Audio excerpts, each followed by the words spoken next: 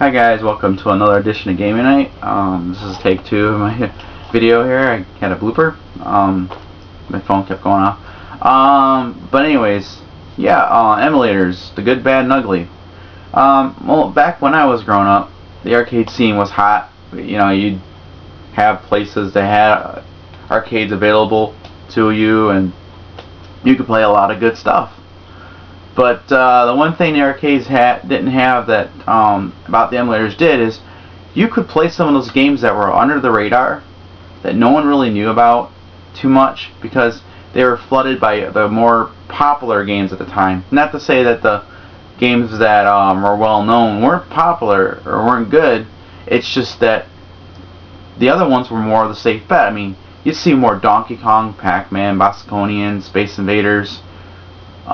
More so than you would see Dragon's Lair, Sega Space Tactics, Popeye.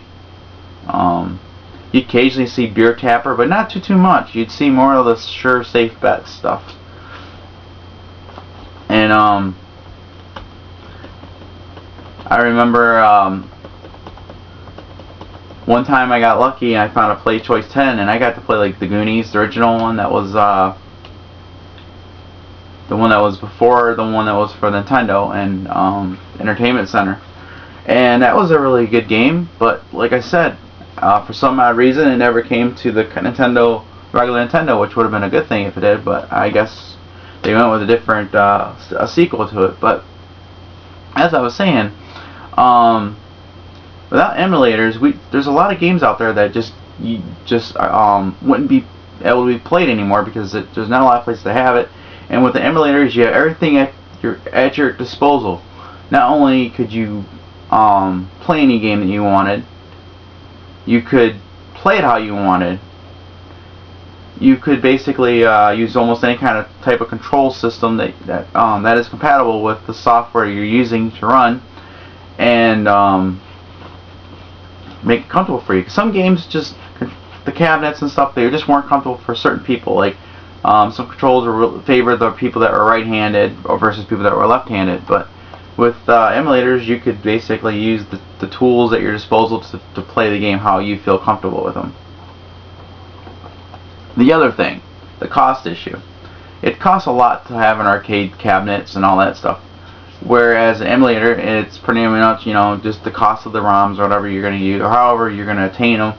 Maybe if you know, materials you need to buy, like a computer, the monitor, and all that, just to run the emulators and some of the stuff. But in the long run, that would be a lot. It's a lot cheaper. I mean, the emulation, like it is not perfect. It has, you know, it all depends on where you get the files from. So which is part of the bad, because you could have malicious software going on around there and not even know that there's something wrong with the file if you don't trust the source that you're getting it from. Just like if you were to go to a flea market or something and you found a copy of Marble Madness for a computer. Now some of these people, they're really crafty and they can find ways to make it look legit, and then when you get it home, you find out it's either a bootleg or illegitimate copy. Sometimes you just don't know. It's too easy nowadays to do a lot of that stuff.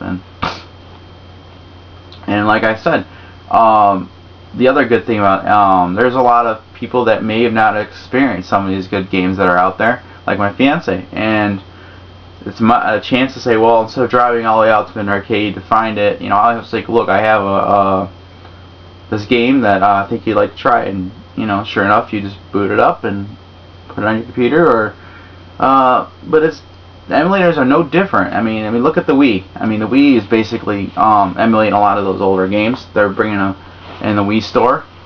They're not the original. They've been modified to use that particular controller. So in itself, that is an emulator.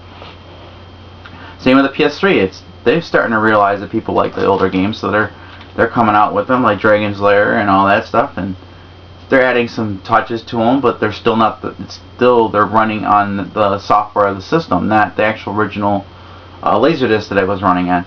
I mean, yeah, it's great, but you know, it's still not the original. I mean, but it's an opportunity for us to play, for those that never got to experience the game, a chance to go. But another bad thing about emulators is the fact that some people see it as immoral or whatever, and it all depends on the way you look at it. The way I look at it is, some of these things are impossible to obtain. I mean, seriously, like, there's these games like Joust 2, they're so rare, you might never get to play that. But with an emulator, you do. And, you know, it all depends on how, like I said, I mean, there's naysayers, you know, but then again, you know, I don't know. But then there's people that are actually selling these games online for outrageous prices. I mean, it's like, so that to me, you know, price gouging is just as bad as the emulator, because, you know, the game never was meant to be, you know, $100 originally. It was, you know, back then, you know, whatever, $30 or whatever. And now you're seeing some games go for as much as like a couple hundred, depending on the rarity of the game and everything. That's ridiculous too. So it all depends on it. It's all in perspective. For me, I'd rather have, like I said, the original stuff. But that's not always the case, and that's where the emulator comes in handy. And there's a lot of other good things about emulators, as Max Marty pointed out, and I'm not going to go in through it and repeat it, or because it's just, you know, but you're always going to have the people that think MAME and all them emulators are garbage and they're illegal and all that stuff. Then you're always, so it's a losing battle whatever side you pick. So basically, it's, you know, different strokes for different folks is the way I see it. And in my opinion, it's a good and bad thing. It all depends on the perspective and how you obtain things. And there's a lot of ways to obtain files and stuff and all that stuff. So, and really, it's just, like I said, a matter of preference for the most part. So I guess that's about all I really could say. I wanted to keep it as quick as I could, because I grew up with the arcade scene. So, but for someone that's you know, out today, you know, emulators are almost all pretty much all they might get, because of the fact that the consoles are the thing now. And who knows, maybe later down the line there won't be no more consoles. It'll be all streaming games, you know, or you go to a specific spot and you download it and you borrow it for a little while, or just kind of like DLC, but you don't own it. You're just gonna be like paying whatever so many credits to play it for so many days, and then boom, it's gone. And, you know, who knows what the future may hold. But I mean, no one originally thought the arcades would eventually be going bye-bye, but as soon as the next big thing came out, they were gone. So you just never know what the next big thing is. So emulators may be hot now, but maybe the next thing will be big, would be like a big giant area where you could just download stuff and borrow it for a little while and get to play a lot of these games. You just never know what's going to be the next big thing. So, but anyway, thanks for watching, and I'll see you next time.